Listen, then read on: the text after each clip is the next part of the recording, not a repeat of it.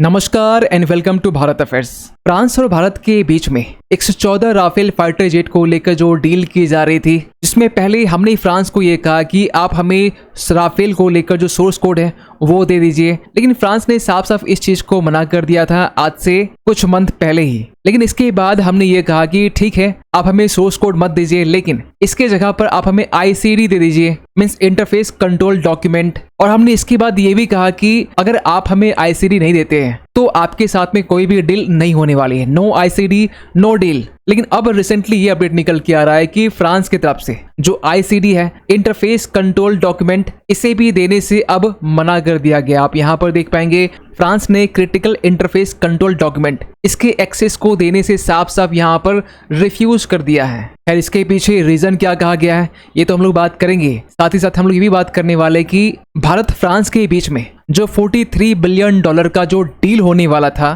क्या ये डील यहाँ पर कैंसिल होने वाला है? क्या हमारे पास में कुछ ऑल्टरनेटिव भी है? क्या हमारे पास में कोई इंडिजिनस प्रोग्राम भी है 4.5 जनरेशन फाइटर जेट के लिए? इन्हीं सब चीजों को लेकर हम लोग इस वीडियो में डिटेल से बात करने वाले, लेकिन बात करते हैं शुरुआत से। तो जब भी हम लोग फाइटर जेट को परचेज करते हैं, चाहे फ्रांस हो या फिर रशिया हो या फिर बाकी कोई अदर कंट्री हो, तो सामने वाला जो देश है ना, उस फाइटर जेट के ऊपर में 3 तरह का जो टेक्नोलॉजिकल कंट्रोल है वो यहाँ लगाता है, जिसमें पहले तो साफ साफ ये कहा जाता है कि जो सोर्स कोड है इस पर हमारी कंप्लीट सॉवरेनिटी रहने वाली है, तो इसे हम आपको दे नहीं सकते हैं। जिस सोर्स कोड के तहत में जो रडार है इसे भी आप मॉडिफाई कर सकते हैं, जो इलेक्ट्रॉनिक वॉरफेयर सूट्स होते हैं इसे भी आप मॉडिफाई कर सकते हैं। लेकिन इसके बाद आता है इंटरफेस कंट्रोल डॉक्यूमेंट, जहां हम लोग ये डिमांड करते हैं कि आप सोर्स कोड ना देकर जो प्लग एंड प्ले एक्सेस है, आसान भाषा में कहे तो उस फाइटर जेट में जो डोमेस्टिक वेपन्स है, जो इंडिजिनस वेपन्स है, जैसे भारत के लिए अस्त्रा मिसाइल्स हो गया या फिर क्रूज मिसाइल्स के तौर पर ब्रह्मोस हो गया, इसे हम लोग इंटीग्रेट कर सके। ये राइट्स कम से कम मिलनी चाहिए। जैसे इसके पहले रशिया की तरफ से सुखोई 30 को लेकर जो आईसीडी राइट्स है वो दिया गया था, लेकिन जब सोर्स कोड के साथ साथ आईसीडी को भी देने से यहाँ पर मना कर दिया जाए, तो ऐसे कंडीशन में हमारे पास जो ऑप्शंस बचते हैं वो है नो वेपन इंटीग्रेशंस का, जहां आज के टाइम में हम लोग जो राफेल यूज कर रहे हैं, जिसमें हम लोग वेस्टर्न कंट्रीज के ही जो स्कल्प मिसाइल्स है इसका यूज करते हैं, और ये सब जो मिसाइल्स है ना हमें उसी कंट्री से खरीदना पड़ता है। तो एक तरह का यहाँ पर जो है ना कंप्लीट लॉकआउट देखने को मिलता है, या हम ये कहें कि जो बायर है यहाँ पर एज ए स्लेव की तरह यहाँ काम करता है। और जैसा कि हमने पहले आपको ये बताया था कि जो आईसीडी है ये एक तरह का एक यूनिवर्सल एडेप्टर है, जिसके जरिए हम लोग अपने फाइटर जेट में अपना जो इंडिजिनस वेपन्स है, चाहे अस्त्रा हो चाहे नाग मिसाइल्स हो, ये हम लोग इंटीग्रेट कर सकते हैं। लेकिन सवाल ये निकल के आता है कि फ्रांस ने यहाँ पर आईसीडी देने से मना क्यों किया? तो इसके पीछे भी यहाँ पर सेम रीजन है, सिक्योरिटी कंसर्न्स, जहाँ फ्रांस का ये कहना है कि अमेरिका जैसा जो देश है वो अगर अपने F-35 लाइटनिंग 2 जो फाइटर जेट है अगर ये सेल करता है, तो अमेरिका किसी भी देश को सोर्स कोड यहाँ पर दिया हुआ नहीं है। और फ्रांस का यहाँ पर ये भी कहना है कि हम लोग अपने राफेल फाइटर जेट को भारत के अलावा यूएई को, इवन कि इजिप्ट को, यहाँ तक कि ग्रीस को हमने सेल किया है, लेकिन हमने किसी के देश के साथ में सोर्स कोड को लेकर और आईसीडी को लेकर यहाँ पर जो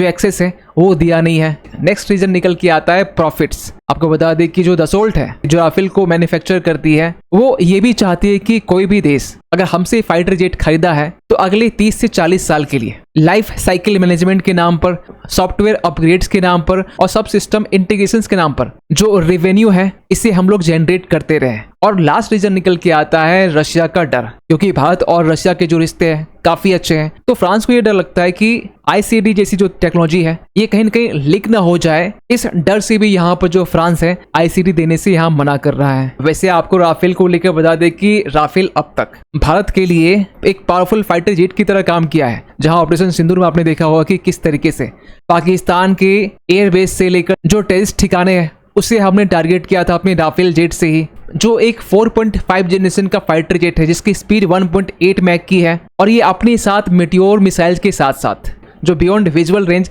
एयर टू एयर मिसाइल्स होते हैं, यहाँ तक कि स्कैल्प से लेकर जो माइका है, इन सब वेपन्स को इंटीग्रेट कर सकता है। लेकिन ये सभी जो वेपन्स है ना ये वेस्टर्न कंट्रीज के ही है। लेकिन इसके पहले जब भारत ने फ्रांस के साथ में 36 राफेल फाइटर जेट को लेकर जब डील किया था, उस टाइम हमने ना सोर्स कोड को लेकर डिमांड की, ना आईसीडी को लेकर हमने डिमांड किया। लेकिन आज का जो भारत है ये ओनली बायर्स नहीं है, हम लोग आज के टाइम में जो TOT है, टेक्नोलॉजी ट्रांसफर, इसकी भी डिमांड करते हैं, जो IP राइट्स है, इंटेलेक्चुअल प्रॉपर्टी राइट्स, इसकी भी डिमांड करते हैं। और हमने इतिहास से ये भी सीखा है कि चाहे जैगुआर हो या फिर मिराज हो, इन सब की जो एक्सपीरियंस है खासकर अगर अपग्रेड का मामला हो तो हमें डिले देखने को मिलता है, क्योंकि अपग्रेड को लेकर भी हम लोग फ्रांस के ऊपर डिपेंडेंट रहते हैं, चाहे स्पेयर पार्ट्स हो या फिर सॉफ्टवेयर को मॉडिफाई करना हो। और फ्रांस के साथ हम लोग जो 114 राफेल फाइटर जेट को लेकर जो डील कर रहे हैं, जो भारत के इतिहास का सबसे बड़ा ये डील है, $43 बिलियन का, मीन्स रुपीज में बात करें तो ये 3.25 लाख करोड़ का है, जहां हम लोग फ्रांस से 114 राफेल जेट को परचेज कर रहे हैं,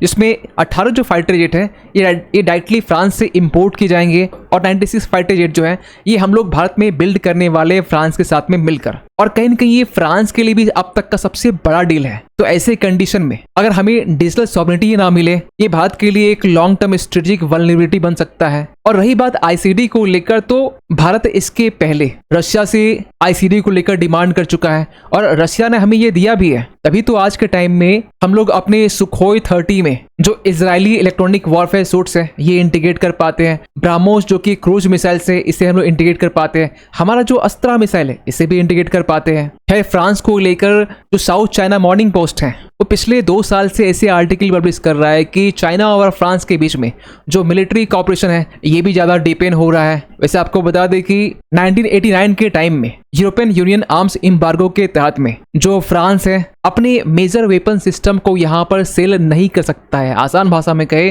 तो फ्रांस जो है ये चाइना के साथ में कोई डिफेंस डील नहीं कर सकता है। अब सवाल ये निकल के आता है कि हमारे पास में ऑल्टरनेटिव क्या है, जहां एक तरफ फ्रांस का राफेल को लेकर ऑफर है, लेकिन फ्रांस ने साफ साफ ये कह दिया कि नो सोर्स कोड, नो अब आईसीडी। तो ऐसे कंडीशन में हमारे पास में रशिया का सुखोई 57 आता है, जो कि एक 5th जनरेशन का फाइटर जेट है। और हमने पहले ही कहा है कि रशिया ने हमें इसके पहले टीओटी से लेकर, मीन्स टेक्नोलॉजी ट्रांसफर से लेकर, जो आईपी राइट्स है, को प्रोडक्शन से लेकर जो एक्सपोर्ट राइट्स है ये भी दे चुका है। और आज से कुछ दिन पहले रशिया ने अपनी 2 सीटर जो Su-57 है इसे भी पूरी दुनिया को शोकेस किया था, जिसके बारे में ये भी कहा जाता है कि ये परफेक्टली इंडिया की original 5th generation fighter aircraft का जो विजन है इससे ये मैच करता है। रही बात वेपन्स के इंटीग्रेशंस की, तो रशिया ने साफ साफ ये कह दिया कि आपको जो भी वेपन्स इंटीग्रेट करना है आप इसमें कर सकते हैं। रही बात जियोपॉलिटिकल रिस्क की, तो यूएस का जो काटसा है इसमें यूएस पहले भी यहाँ पर वेपर देता आ रहा है, तो आगे भी ज्यादा पॉसिबिलिटीज है कि यूएस यहाँ पर